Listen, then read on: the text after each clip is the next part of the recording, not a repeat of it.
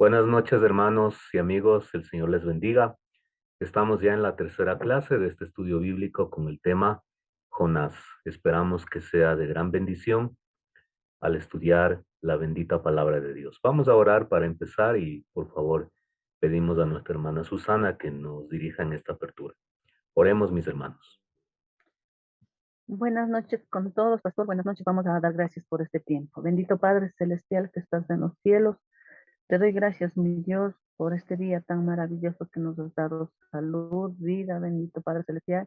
Y hemos podido estar en este tiempo, Señor, de aprender tu palabra, bendito Padre Celestial. Bendice al pastor, bendito Dios.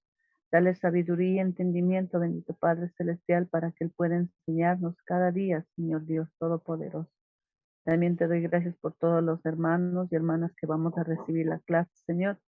Que tú mismo seas abriendo nuestras mentes, nuestros corazones, Señor, para nosotros poder siempre seguir, Señor, aprendiendo y guardando en nuestros corazones, en tu Padre Celestial. Este tiempo ponemos en tus manos, que todo sea bajo tu voluntad y bajo tu misericordia, bendito Padre Celestial. Poniendo en tus manos, en el precioso nombre de tu Hijo amado, Señor Jesucristo, te doy gracias. Amén.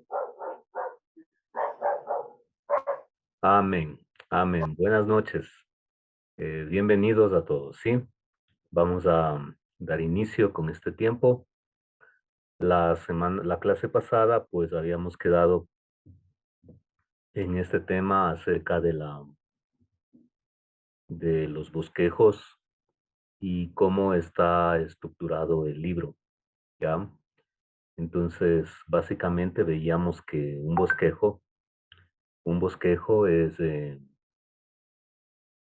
una estructura que nos explica los puntos principales de un libro, el contenido de un documento.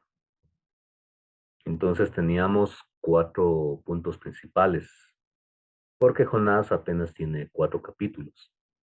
En el primer punto veíamos la desobediencia de Jonás a la misión de Dios. En el capítulo 2 teníamos la disciplina para Jonás. Capítulo 3, la misión que obedece Jonás.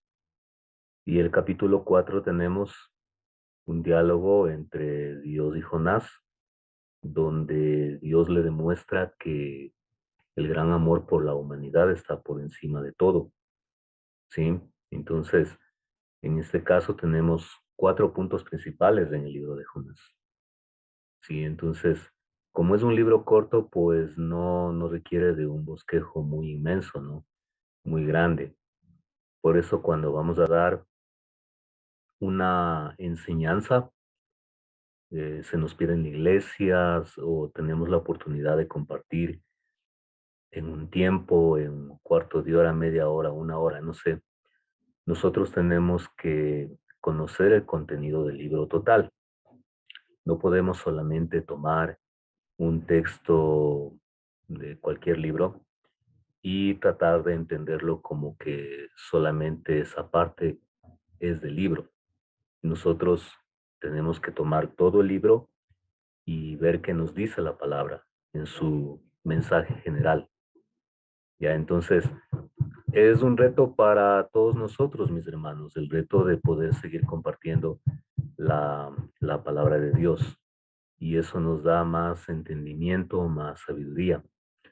En el caso de este libro, podemos ver que este libro pertenece a la clasificación de los profetas menores, ¿sí? Ahí tenemos en la gráfica los profetas menores. Los profetas menores son los que están acá abajo, ¿ya? Y acá arriba son los padres que fueron nombrados de los profetas. No de todos los profetas se nos han nombrado los padres. Por ejemplo, en el caso de Jonás se nos dice que es o que fue hijo de Amitai. Es hijo de Amitai, ¿ya? En el caso del profeta Zacarías fue hijo de Berequías, sí, el hijo de Berequías. En total, los profetas menores son 12. Tenemos aquí en la parte de acá abajo, Oseas, Joel, Jonás, Sofonías, Zacarías, Miqueas, Amós, Abdías, Nahum, Habacuc, Ageo y Malaquías. Bueno, entonces ahí podemos apreciar, ¿no?, los profetas menores. Esta gráfica yo ya les envié al grupo, por favor que lo guarden. Bien, un detalle que curioso, ¿no? Un detalle para ampliar nuestra cultura bíblica es entender por qué se dice profetas mayores y menores. Bueno, se llama profetas mayores porque tienen una mayor escritura, cantidad de escritura, y profetas menores porque su escritura es poca, ¿sí? Entonces no tiene nada que ver en que el mensaje de un profeta es más importante que el otro. No, no. Sino que es una óptica literaria en cuanto a la cantidad de contenido. Sí, entonces, por ejemplo, en este caso de Jonás apenas tiene 4 capítulos, ¿ya? Y observe, por ejemplo, Isaías, ¿cuánto tiene? Observen en sus Biblias. ¿Cuántos capítulos tiene Isaías?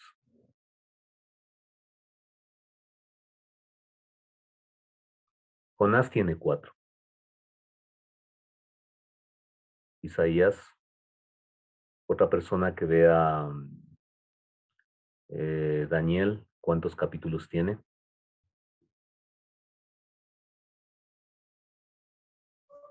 66 Isaías. Ok. ¿Y Daniel cuántos tiene?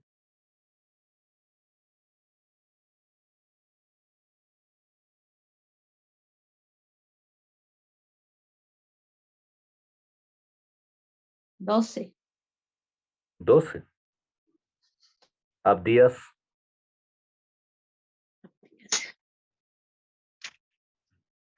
nombres raros, ¿no? Muy poco que los estudiamos, pero están en la palabra. ¿Cuántos capítulos tiene Abdías? El libro del profeta Abdías.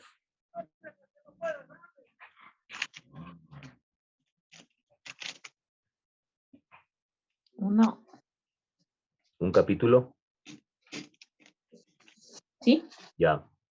Entonces, miren, cuando se dice profetas mayores, se refiere a los libros que contienen mayor escritura.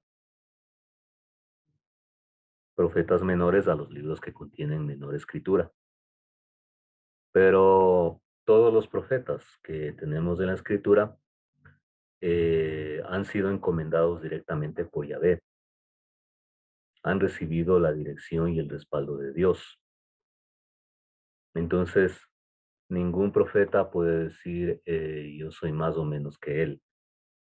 Todos están al mismo nivel de encomienda de entregar un mensaje en representación de Dios.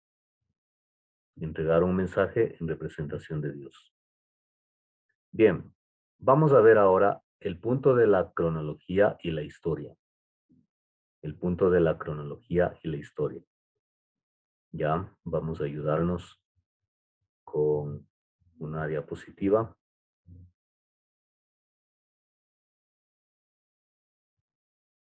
Bien.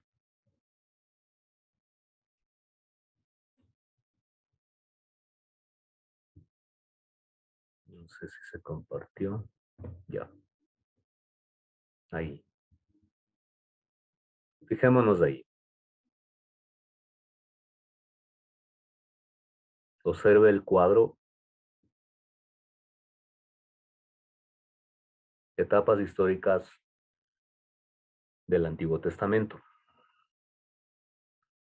Entonces, tal como nos presenta la escritura desde los orígenes, ¿sí? Vamos viendo el avance del mensaje que tenemos en el Antiguo Testamento. Partimos con el tema de la creación. Luego viene el tema de los patriarcas, ¿sí? El tema del éxodo, la conquista, los jueces, el Reino Unido, el reino dividido, la cautividad babilónica y el cautiverio, ¿sí? Bien, cuando nosotros vamos al Antiguo Testamento, nosotros podemos ver un avance en la historia, un avance progresivo en la historia bíblica. Entonces, todo parte de la creación, como podemos observar, y tenemos ahí el capítulo 1 y el capítulo 2 de Génesis que nos hablan acerca de la creación original en un estado sin pecaminosidad. Pero a partir del capítulo 3, ya aquí en la creación, a partir del capítulo 3 de Génesis, lo que tenemos es una explicación de cómo todo ese plan santo, ese plan perfecto de Dios, se vio obstruido, ¿sí? Por la presencia del pecado. Bueno, el relato avanza con Adán y Eva ya en un estado fuera del paraíso y podemos ver ahí lo que es los primeros asesinatos, la población se va multiplicando grandemente y aparece el diluvio y aparece un hombre que teme a Dios. Total, se salvaron 8 personas. Más adelante, ya en Génesis 11, entra en escena el tema de los patriarcas. Como podemos ver ahí, el punto 2, el tema de los patriarcas. ¿Quiénes fueron los patriarcas? ¿Quiénes fueron los patriarcas? Padre Abraham. Abraham, ¿Quién más? Isaac, Jacob, Exacto, Abraham, Isaac Isaac, y Jacob. Jacob. Cuando hablamos de patriarcas, estamos hablando de los padres principales, ¿sí? En este caso, de la formación del pueblo israelita. Entonces, todo parte con el primer patriarca llamado Abraham. Este patriarca era de Ur de los Caldeos, de la Mesopotamia. Era un idólatra. Y de este hombre idólatra, Dios empezó la formación del gran pueblo de Israel. Obviamente, en el tema de los patriarcas, lo que podemos observar es que no eran personas para nada perfectas, pero en su temor a Dios también padecían de debilidades. Y ahí tenemos las diversas narraciones de guerras, de temores, de desafíos, de crisis de fe en que vivieron los patriarcas. Sí, entonces como parte de los patriarcas se encuentra el último patriarca, José, ¿ya? Y el contenido bíblico pasa a la siguiente etapa llamada el Éxodo y en Egipto. Entonces se nos dice que se levantó un faraón en Éxodo 1 que no conocía a la generación de José, no los conocía. Entonces ahí empieza la trama histórica de lo que fue la estadía en Egipto del pueblo de Dios o del pueblo de Israel. Entonces ya sabemos, ¿no? Pasaron como 4 siglos esclavos en Egipto y luego viene la liberación por medio de Moisés. Moisés no pasa a la tierra prometida y sigue el punto 4, la conquista de Canaán, de la tierra prometida. ¿Al mando de quién? Al mando de Josué, quién? Al mando de Josué. Josué. Al mando de Josué, hijo de Nun. Poco antes de ser llamado para el ministerio, recordemos que él era Él era un asistente, como decir, la mano derecha de Moisés. Y ahí tenemos el famoso relato de Josué capítulo 1, sobre todo el verso 9 que pues nos ha animado, nos ha fortalecido en momentos muy difíciles, cuando se nos dice esfuérzate y sé valiente. Dice la palabra que con Josué Israel creció de manera integral. Obviamente nos referimos, se multiplicaron, alcanzaron la conquista de la tierra de Canaán, ¿ya? Y también tuvieron un grado espiritual muy fuerte por el liderazgo de Josué. Y de él viene también un famoso verso, ¿no? Donde dice, yo y mi casa serviremos a Jehová. Son las palabras de Josué. Casi al final ya de su vida, él vivió, si mal no me acuerdo, 110 años. Y al final de su vida, pues él ya viejito, les dice que si ustedes quieren irse tras otros dioses, está bien, pueden irse. No les puedo detener, pero yo y mi casa eh, serviremos a Jehová. Yo y mi casa serviremos a Jehová. Entonces ya un poco después de eso tenemos la muerte de Josué. Entonces viene otra etapa, ¿ya? Entonces viene la etapa de los jueces. Aquí lo que podemos ver es que es una etapa de decadencia del pueblo de Israel. Es una etapa de altibajos, más bajos que altos.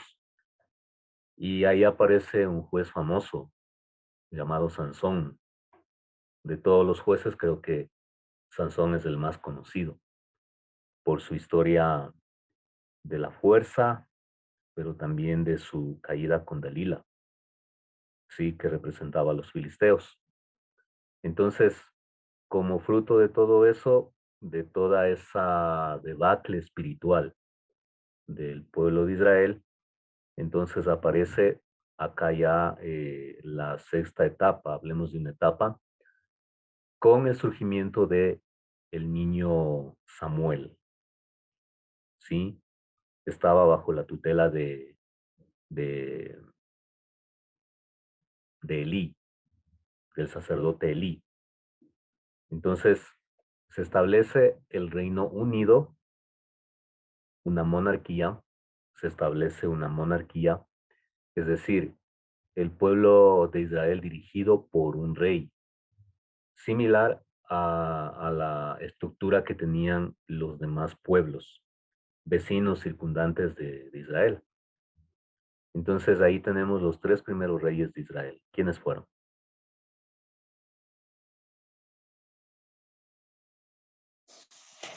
Rey Sí, los tres primeros reyes de Israel, ¿quiénes fueron? Saúl, David y Salomón. Exacto, Saúl, David y Salomón. David, Entonces ellos, si queremos ahí, podríamos ponerle aquí Saúl, David y Salomón. Ahí tendríamos el Reino Unido. ¿Por qué Reino Unido? Porque había un solo reino. Sí, había un solo reino. Un solo rey para todo Israel. Ujú. Bueno, todo ese relato y toda esta etapa culmina con la muerte de Salomón, un rey que se caracterizó en la mitad de su vida por ser un rey que se rebeló contra Dios de manera frontal. Entonces, tiene diferentes profetas, les anticipan el juicio de Dios, pero como no hacen caso, ¿sí? Entonces se cumple la palabra, se divide el reino. En el reino del norte y en el reino del sur se divide el reino. El reino del norte llamado Israel, con su capital Samaria. El reino del sur llamado Judá, con su capital Jerusalén.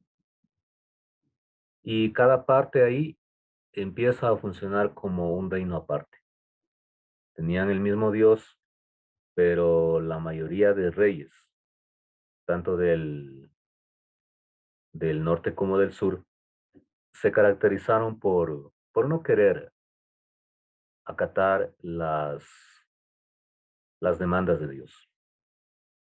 Entonces, en el reino dividido, de igual manera, Dios envió profetas y quienes, quienes anunciaron un juicio prominente de cautividad si ellos no se volvían a Dios.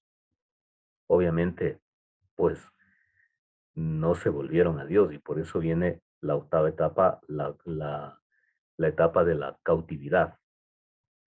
Aquí, un poquito antes de la cautividad babilónica, desaparece el reino del norte o Israel. Vamos a ver ya más adelante eso, pero para tener en cuenta. Y luego de la cautividad en Babilonia, que fue llevado el reino del sur, tenemos el regreso del cautiverio, el regreso de la cautividad.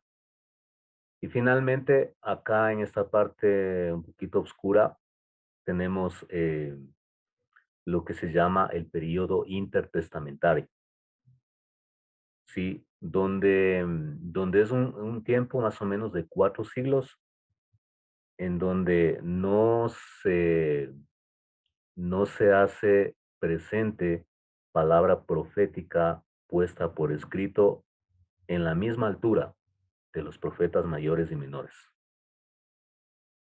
Entonces, digamos que el último profeta en haber llevado a cabo todo este rol de parte de Dios fue con el profeta Malaquías, el último profeta del Antiguo Testamento. Y aquí empieza lo que se llama el periodo intertestamentario hasta la venida de Jesucristo, la llegada de Juan el Bautista y todo lo que ya entendemos. ¿Sí? Ahora bien, me olvidé de indicarles.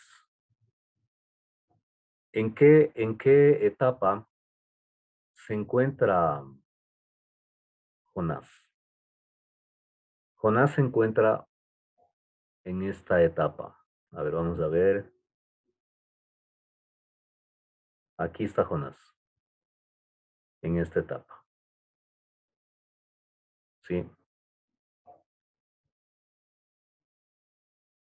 Ahí está Jonás. En la etapa del reino dividido. En esta etapa está el ministerio de Jonás. El reino dividido. Ujú. Bien, algo muy interesante es ya cotejando la escritura, eh, toca relacionar con lo que dice también el Nuevo Testamento para poder ver que el avance de la revelación de Dios y la historia del pueblo de Dios no han sido cosas al azar, no han sido producto de lo accidental, producto del plan humano, no, sino que la Biblia pone de manifiesto que por sobre la, los errores, la pecaminosidad humana, está por encima la soberanía y el plan de Dios, cumpliéndose a cabalidad. Miremos aquí Lucas 24:44. Alguien que lo lea está en la pantalla. Lucas 24:44.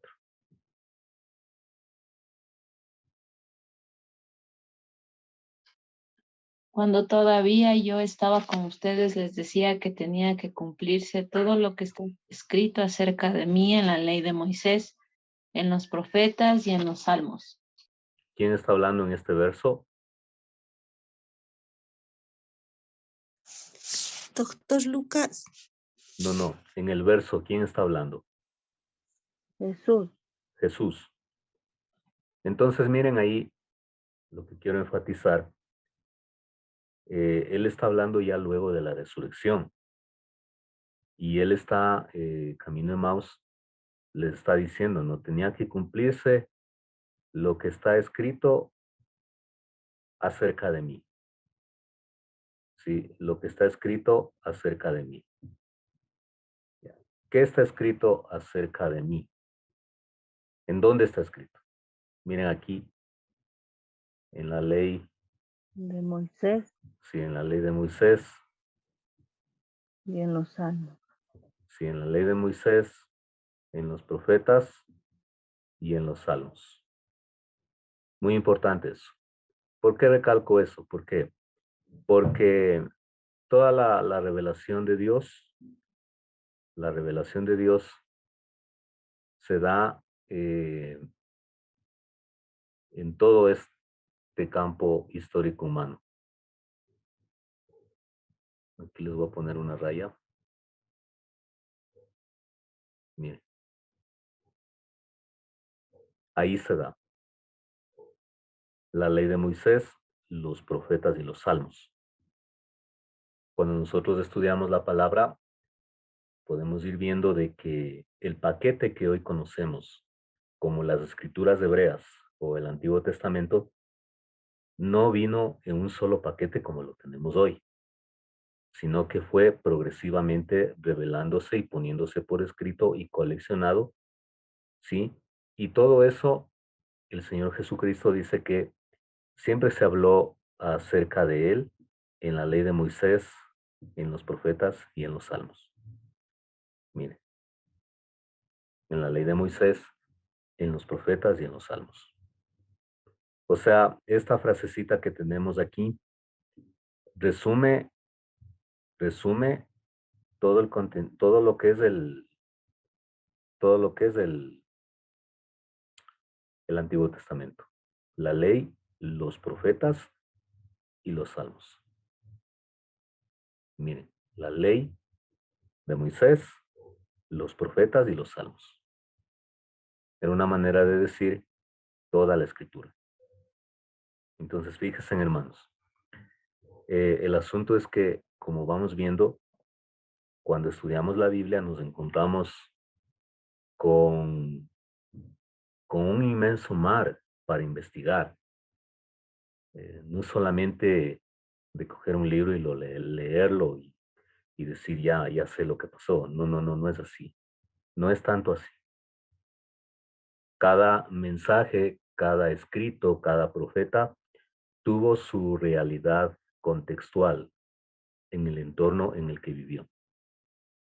Y eso obviamente demanda pues que realmente estudiemos la palabra. Bien, hermanos, ¿hasta ahí alguna pregunta? ¿Alguna inquietud en esta primera parte?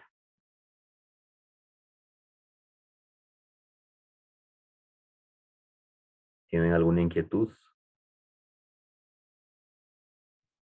Yo, por favor, quisiera que me ayude con el significado de los patriarcas. ¿Cuáles eran los patriarcas? Escuché que era Abraham, Josué, Jacob. ¿Estoy bien? ¿Y cuál No, era el significado de ellos? Josué aún no existía. Mm, Abraham, Isaac y Jacob. ay, Abraham, Abraham, Isaac y Jacob. Y patriarca es el padre principal, el padre de tribus, la cabeza principal. yo no sabía qué Sí, significaba. de ellos procede Ah, la nación israelita. De ellos procede. Abraham, Isaac y Jacob, no. Ajá, Abraham, Isaac y Jacob. Ya. Y también José. Ujú. José porque José también fue hijo de Jacob. Ujú. Y es Ya, el que por medio de él se establece en Egipto el pueblo de Dios. Ujú. Ok. Pastor, José era hijo de Jacob. Ese se llama el José, el esposo de María. No, no, no. es otro, No, no, es es absolutamente distinto. El Claro, tiene el José, mismo nombre, pero no. El relato del nacimiento de Jesús es otro. siglos posteriores a eso. Entonces es el José, el rey el rey era, No, no era rey José. el, José era hijo de Jacob Y Raquel. y Raquel. ya, ya, ya, ya. Bueno, la historia de José Sí, sí. es una historia fascinante, hermosa, preciosa, que, que José llega a ser el gobernador, segundo al mando en Egipto, pero por providencia de Dios. Esa es la lectura que le da la Biblia. Si ustedes piensan de que está salado y todo le va mal en la vida, no es tanto así. Mire la vida de José. ¿Mm? Sus cosechas no producen, ni el perro le saluda, pues algo está pasando, pero no es el fin. Ya, entonces en el caso de José, es un héroe de la fe, ¿no? Es un héroe de la fe, porque ser llevado a otro país, ser vendido por los propios hermanos de sangre, ser menospreciado, ser puesto en un pozo, ser puesto en una cárcel acusado de violación, sí que es lo duro, hermanos, sí que es lo duro. Yo creo que estando en la cárcel y en todos los pasos que dio José, eh, posiblemente era para perder la esperanza. Ah, entonces, muy buen dato. Bien, ¿alguna pregunta más? Pastor, acá de lo que nos dijo el periodo testamentario, eh, ¿cómo es eso? ¿Es a la hoja blanquita que tenemos en nuestras Biblias se refiere y empieza ya Ah, la historia? lo que Eso, pasa es que entre el último profeta Malaquías y el nacimiento de Cristo hay 400 años de tiempo transcurrido. En sí. esos 400 años pasaron muchas cosas con el pueblo de Israel. Todo lo que vemos, por ejemplo, nosotros terminamos leyendo Malaquías y no Ujú. encontramos fariseos, no encontramos escribas. Bueno, sí está Esdras, pero no como en la estructura que tenemos en el Nuevo Testamento. No encontramos celotes, no encontramos herodianos, no encontramos muchas cosas. Y cuando vamos a Mateo y vemos los diálogos de Jesús, el ministerio de Jesús, encontramos un panorama totalmente distinto del que termina Malaquías. Entonces, ¿dónde aparecieron esos grupos? ¿Dónde aparecieron esos sistemas de interpretación con los cuales se enfrentó Jesús? Es en este tiempo, de los 400 años. Por eso se llama periodo intertestamentario. Inter, o sea, entre los dos testamentos. Nuevo Testamento, perdón, Antiguo Testamento y Nuevo Testamento. Ahora, de hecho, hermanos, muy importante, ¿no? Fíjense en que cada vez que vamos ampliando nuestro conocimiento, vemos que nos quedamos pequeños, porque empiezan a aparecer más temas y, híjole, por eso decimos, el estudio de la palabra es de toda la vida. Entonces yo les animo para que puedan tomar este tema. Lean, en internet ahora hay buen material, hermanos. Yo les he dado varias páginas en las anteriores clases y estudien el periodo intertestamentario. Es un periodo muy especial. Ahí aparecen los macabeos. Sí, ahí aparecen los macabeos, la guerra que se dieron a sangre con tal de no dejar que nadie pisotee la fe en Israel. O sea, con el tiempo de la cautividad que les acabé de mencionar, el pueblo israelita quedó curado de la idolatría. Se hizo monoteísta ah, con una rigidez bárbara, porque hasta que se dio la cautividad, el pueblo siempre jugó con la idolatría. El pueblo siempre estuvo jugando a ser o no pueblo de Dios. pero eso fue, como decimos, del santo remedio que ayudó a curar ese mal. Entonces, en este lapso del periodo intertestamentario, es lo que sucede una historia maravillosa de desafíos y de retos para nosotros. Avancemos.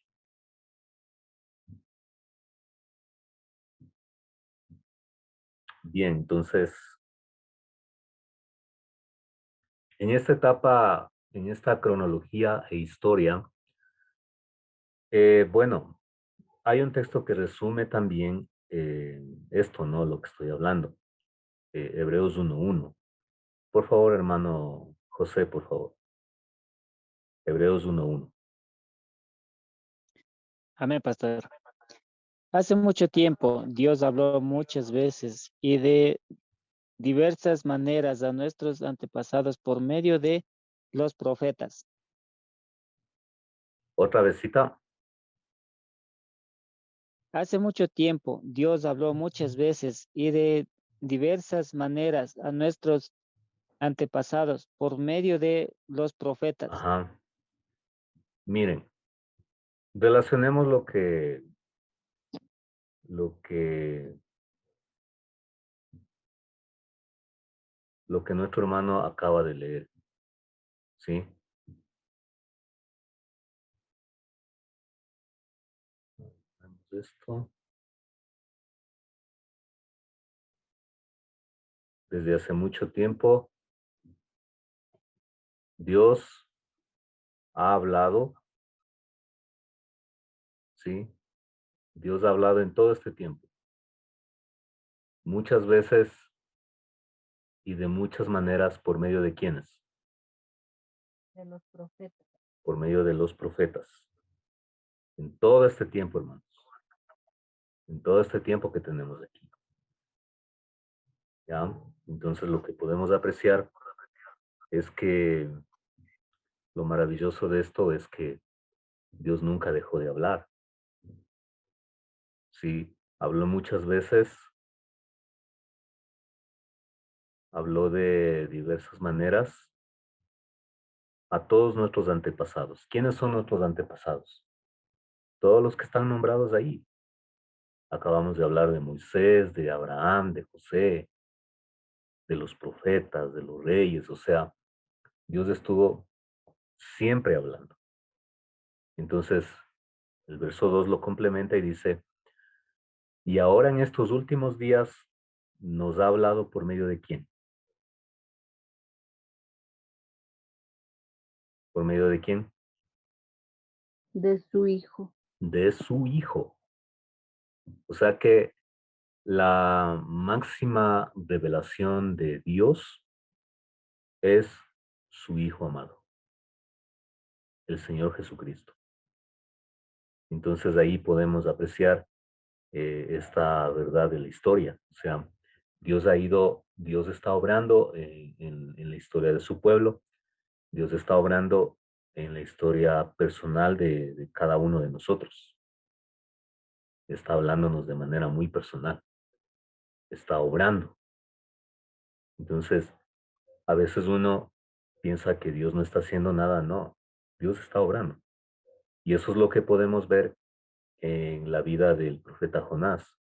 Él pensó que se estaba escapando de la presencia de Dios, pero mentira, Dios ya estaba obrando en todas las circunstancias que iba a pasar este varón hasta que se fue a predicar.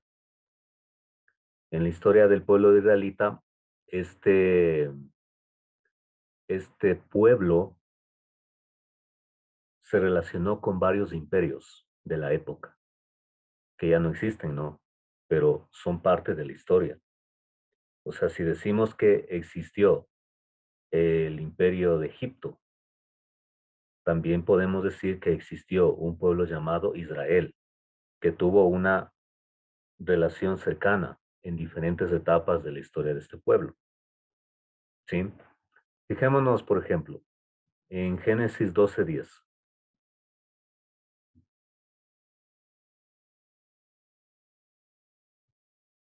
¿Qué imperio está nombrado ahí?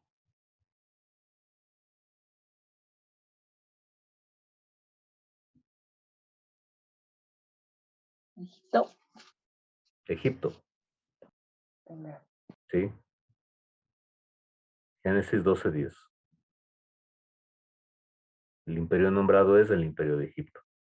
¿Por qué es más conocido el imperio de Egipto?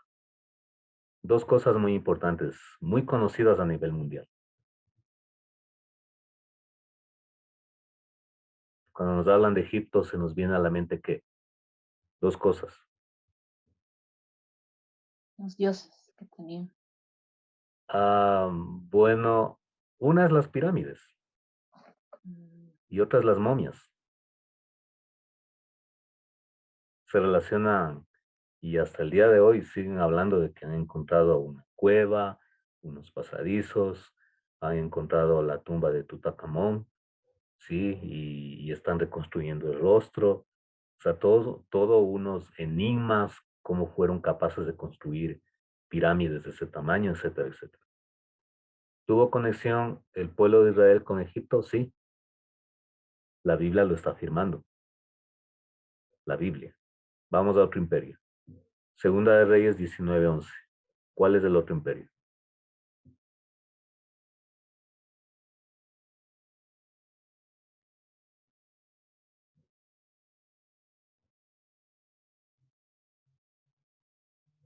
Asiria.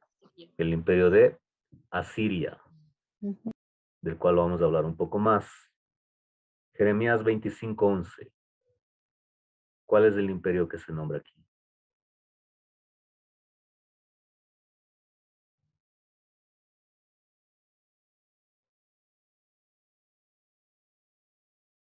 Rey de Babilonia. Babilonia. Babilonia. Babilonia. El imperio babilónico. Vamos a otro imperio que también estuvo relacionado. Israel. Daniel 6:15. ¿Cuál es el imperio?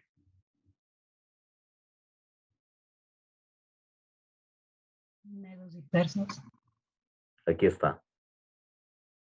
El Medos imperio y persas. medo-persa, del imperio de los medos y los persas. ¿Sí? Ese es otro imperio. En el tiempo de Jesús, ¿con cuál imperio se relacionaba el pueblo de Dios? Roma, ¿Con cuál? romano, imperio romano. El imperio romano. Era el imperio de turno que estaba gobernando en ese, digamos, en un extremo, el mundo. Era la potencia mundial de la época, el imperio romano. Un gran imperio. Ya. Veamos el imperio asirio. ¿Por qué? Porque se relaciona con el relato de Jonás. Vamos a ver. Veamos en el mapa. Ahí tenemos el mapa. A ver, le voy a hacer más pequeño. Y aquí tenemos, ¿no? Se ve un poquito. La parte de aquí tenemos Europa. Acá tenemos Asia. Por acá está China, Rusia. En la parte de acá abajo está... ¿Qué continente es el de acá abajo?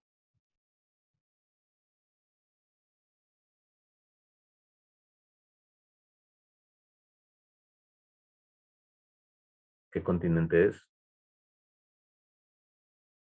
Asia. No. África, África. Asia es acá. Esto es África. ¿Ya? Y fíjense acá, este mar grande, ¿cuál es? El mar Mediterráneo. Acá está Italia, la bota. Y en la parte de acá, donde nació Jesús, todo lo que está ahí de colores fue el imperio asirio. Haciéndole más grande, tenemos el Golfo Pérsico, mar Mediterráneo, mar Rojo. Tenemos el mar Caspio, el mar Negro. Miren ahí. Este era el imperio asirio. Un imperio poderoso en su época. Poderosísimo. La capital de este imperio era Nínive.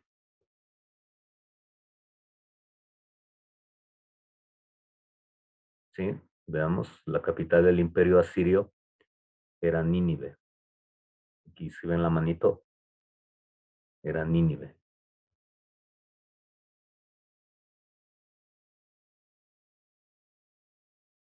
¿Ya? Nínive era la capital del imperio asirio. El pueblo de Dios, el pueblo de Israel, estaba en esta parte. Ya creo que es conocido para nosotros, ¿no? En esta parte. Aquí está Jerusalén.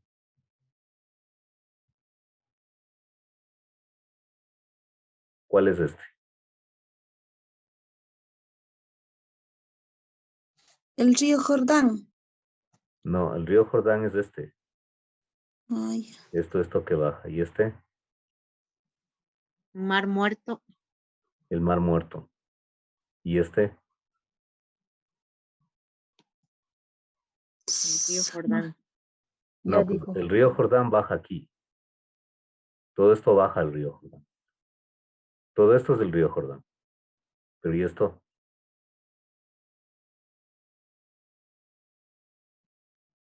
¿No se acuerdan? Samaria no es. No, no, no. Esta parte de agua. ¿Cómo se llama? Patmos. No, no, Patmos es una isla. Mm, ¿Cómo se llamaba esta isla?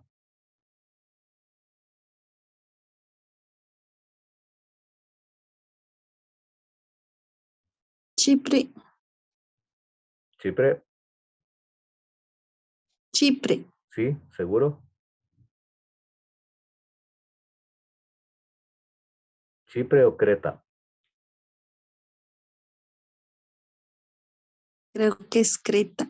No me acuerdo bien. Pero miremos, miren el imperio asirio. Está fundamentado en dos ríos principales. El río Tigris, no sé si se avanza a ver aquí, por ahí. Dos afluentes principales, el río Tigris y el río Éufrates. ¿Sí? El río Tigris y el río Éufrates bañaban el imperio asirio. El río Tigris y el río Éufrates. Poderosos ríos. Miren esos ríos. Vean. El Tigris por acá. Ya. Y ahí tenemos el imperio asirio. Un imperio cuya capital era Nínive. Por eso miren acá. A ver, vamos hermana Yoli Castillo, por favor, que lo lea Jonás 1:1 al 2. ¿Qué nos dice ahí? El Señor le dio el siguiente mensaje a Jonás, hijo de Amitai. Levántate y ve a la gran ciudad de Nínive. Pronuncia mi juicio contra ella, porque he visto que perversa es su gente. Exacto. Miren cómo va describiendo aquí el potencial de la ciudad de Nínive. Pero dice ciudad de Nínive, pero le hace un calificativo que dice gran ciudad. O sea, era una metrópoli, una ciudad en términos humanos envidiable, pero también era una ciudad perversa, mala.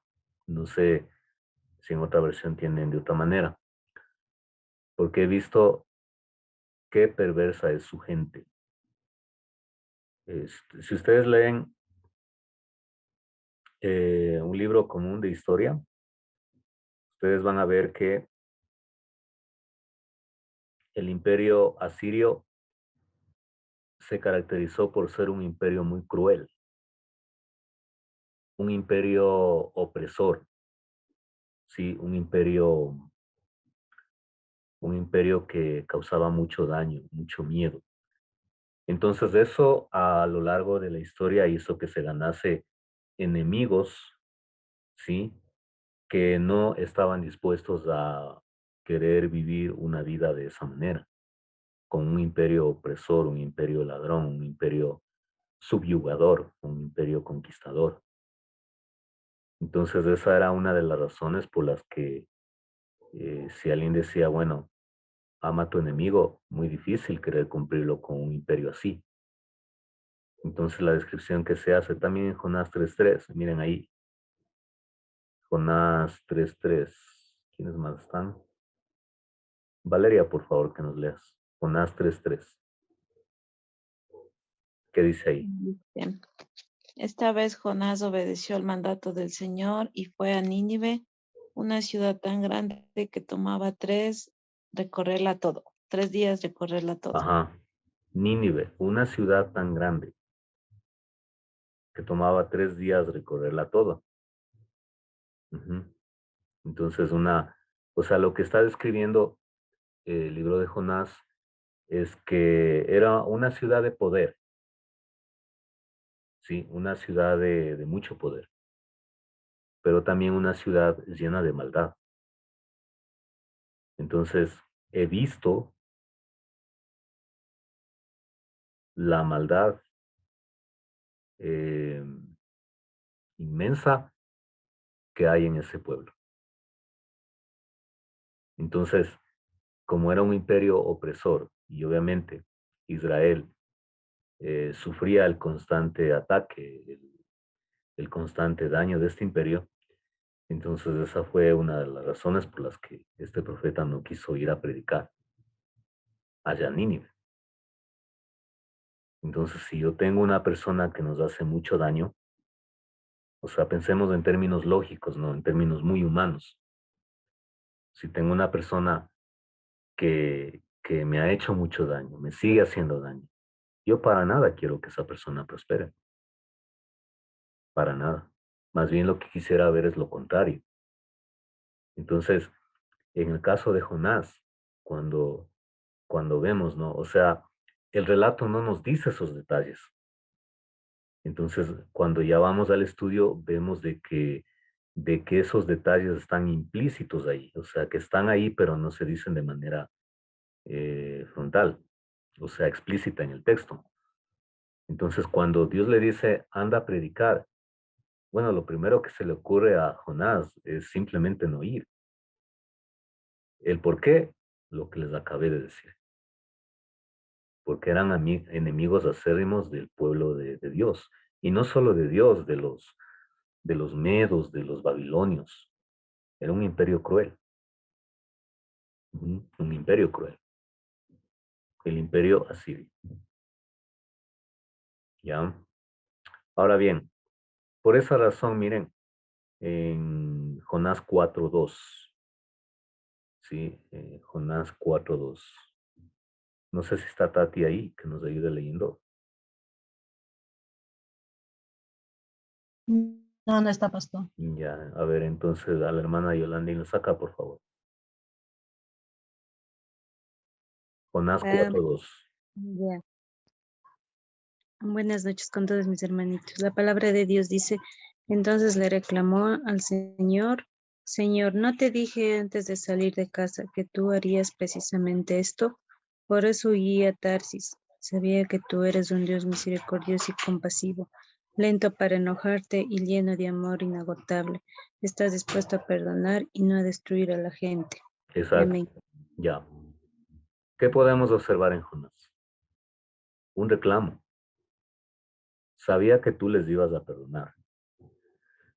Obviamente, siguiendo el relato, tenemos la prédica de Jonás en el capítulo 3 y en el verso 10, capítulo 3, verso 10, tenemos el cambio de parecer de Dios.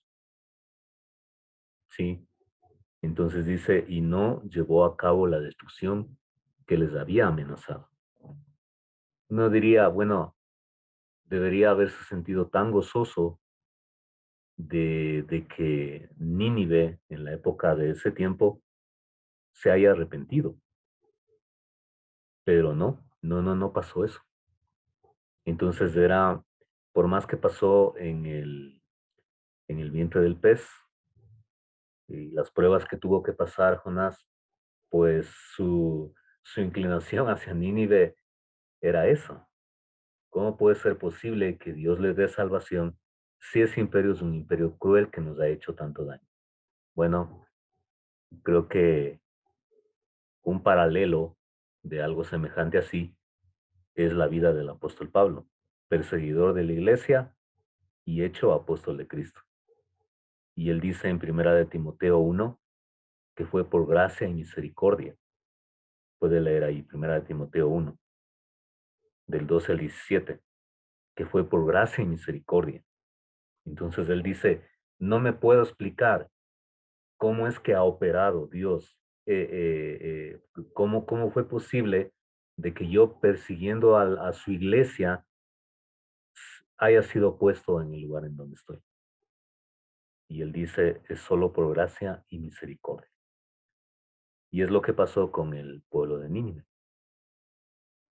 Gracia y misericordia. No hay otra forma de entender la salvación personal que inclusive tenemos nosotros, cuando ya vamos analizando nuestra vida y todo. Bueno, un detalle más del imperio asirio. El imperio asirio tuvo su destrucción en el año 612. Sí, fue destruido en el año 612 antes de Cristo. Y miren que los imperios que nombramos y que han estado relacionados con la historia bíblica siempre tuvieron su nacimiento, su desarrollo, su época de gloria, su debacle total. Su nacimiento, su desarrollo, su época de hora, de gloria y su debacle. Y desaparecieron. Así fue el imperio egipcio. Así fue el imperio asirio. Así fue el reino de Israel. ¿Sí? Con David, con Salomón, se acabó. Ya, entonces, luego viene el imperio asirio, es conquistado por el imperio babilónico en alianza con otros pueblos, y el imperio babilónico empieza a ser un imperio inmenso, un imperio fuerte, pero el imperio babilónico cae por otro imperio más fuerte que surgió, el imperio medo-persa. Luego el imperio medo-persa asimismo tuvo su época de apogeo y es conquistado por el imperio griego. Luego el imperio griego asimismo tuvo su apogeo, su cultura, su impacto mundial con Alejandro el Grande, ¿ya? Y luego viene otro imperio fuerte y lo domina, lo conquista, lo esfuma, llamado el Imperio Romano. Y el Imperio Romano de igual manera, casi 1000 siglos, 1000 años de historia, desaparece. Miren, ya no existe el Imperio Romano.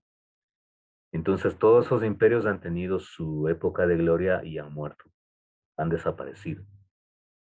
Entonces el Imperio Asirio tuvo su golpe de gracia en el año 612 antes de Cristo. 612 antes de Cristo. Vamos a los profetas en su historia. Sí. ¿Qué pasó? No se comparte.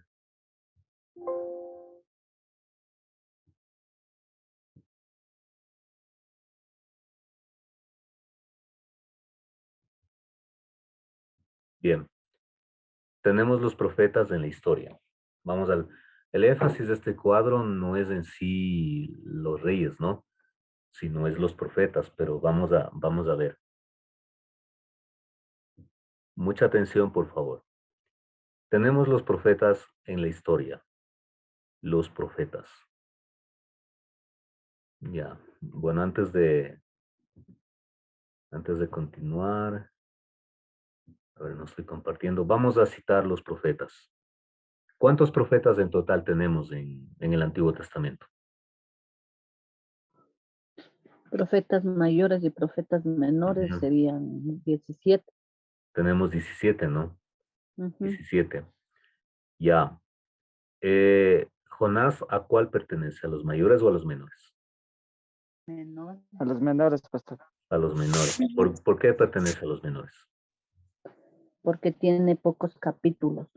Sí, la literatura es poca, a diferencia de los mayores. ¿Ya? Veamos entonces la parte de la historia de los profetas en el tiempo. ¿Ok?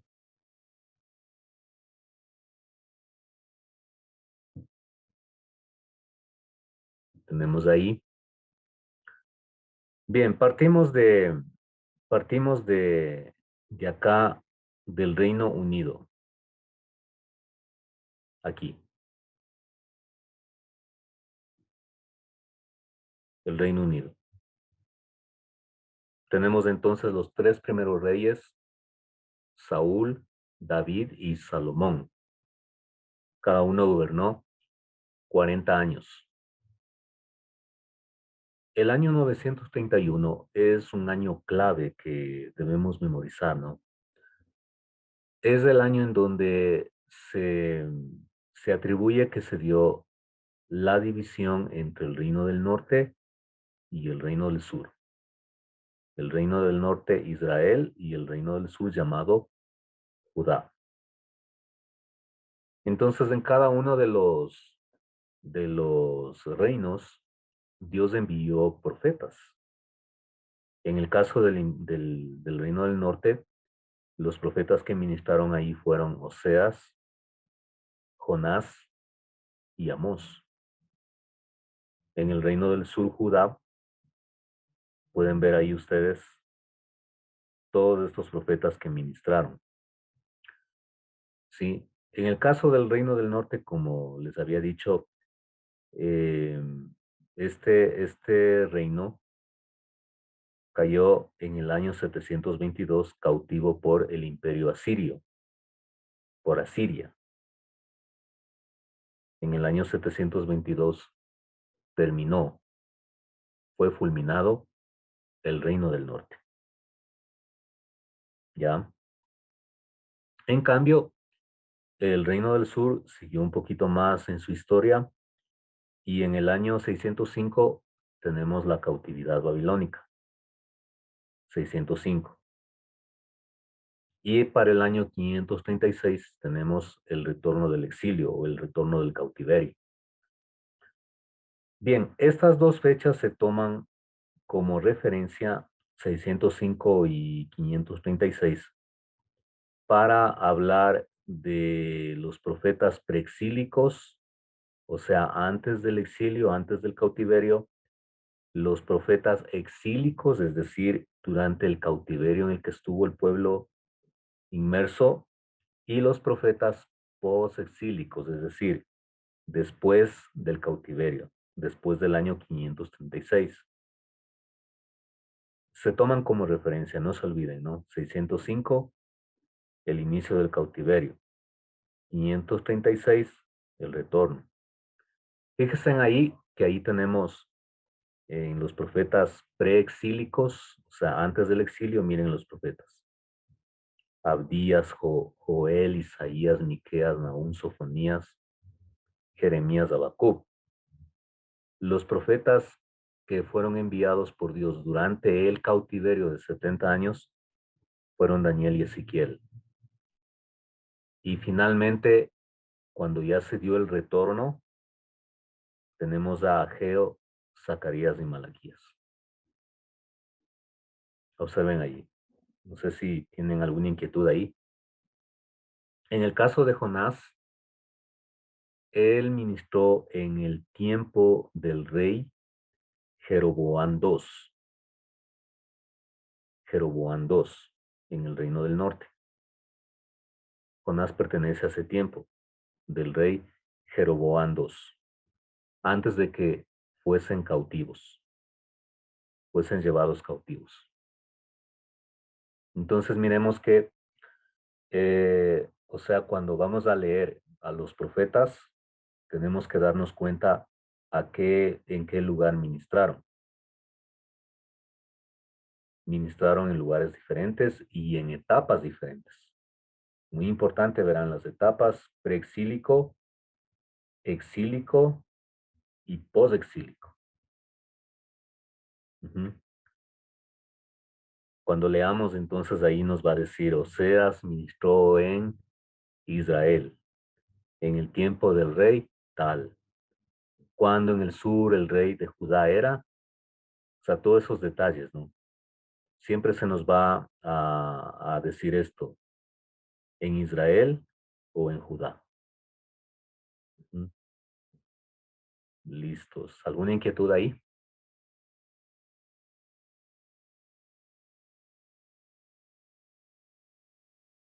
¿Alguna inquietud? Sí, pastor, aquí, ¿por qué les decían preexílicos o exílicos? Porque en el año 605 empieza el cautiverio, fueron llevados cautivos a Babilonia, los israelitas. Entonces, antes de que se dé el cautiverio, Dios envió a estos profetas. Por eso dice pre-exílicos, antes del cautiverio, antes del exilio. Antes. Durante, o sea, los exílicos y después del exilio, porque en el 536, con el edicto de Darío, se da el retorno. Y ahí tenemos el trabajo de Nehemías, ¿sí? Haciendo un gran esfuerzo por la reconstrucción. Ujú. Este es el dato, ¿no? El cautiverio 605 y el retorno 536. Es una forma de decir, hermanos, de ver el ministerio profético, preexílico, exílico y posexílico. Y Jonás se centra en esta etapa. Ujú. Muy bien, esto ya les envié al grupo, ¿no? Ya les envié al grupo, por favor, ahí analicen. Bien, mis hermanos, gracias al Señor hemos terminado este tiempo. Una consultita, pastor. Quería saber por qué se les dice cautiverio. Porque fue un tiempo de gran dolor. Fueron llevados a otro país, donde sufrieron y fueron subyugados, donde no tenían ni voz ni voto. Eso es cautiverio o exilio. Ujú. Sí, porque dice cautiverio por Cautiverio, Asiria, Babilonia. exilio, cautiverio. O sea, Puedes usar es como que fueron encarcelados o como no, no. encarcelados y llevados a otro país. Ah, ya. Entonces, en cada etapa, antes del exilio, durante el exilio y después del exilio, Dios envió profetas para ministrar. No les dejó solos, les envió profetas.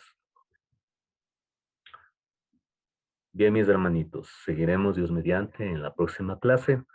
Vamos a orar. Demos gracias al Señor por este tiempo. Permítame dar gracias al Señor. Oremos, mis hermanos. Padre Santo, gracias por esta clase que hemos tenido. Gracias, Señor, por tu palabra y por todo, Señor, el desafío que tenemos de obedecerte. Papito Dios, bendice a tu pueblo, a tu iglesia para seguir adelante, firmes y constantes en tus caminos. Oramos agradecidos en el nombre de Jesús. Amén. Nos vemos, mis hermanos. El Señor nos bendiga. Pasen Amén. bien. Nos vemos la próxima clase. Que Dios los bendiga, Cuídense, mis hermanos. hermanos. Pastor, gracias.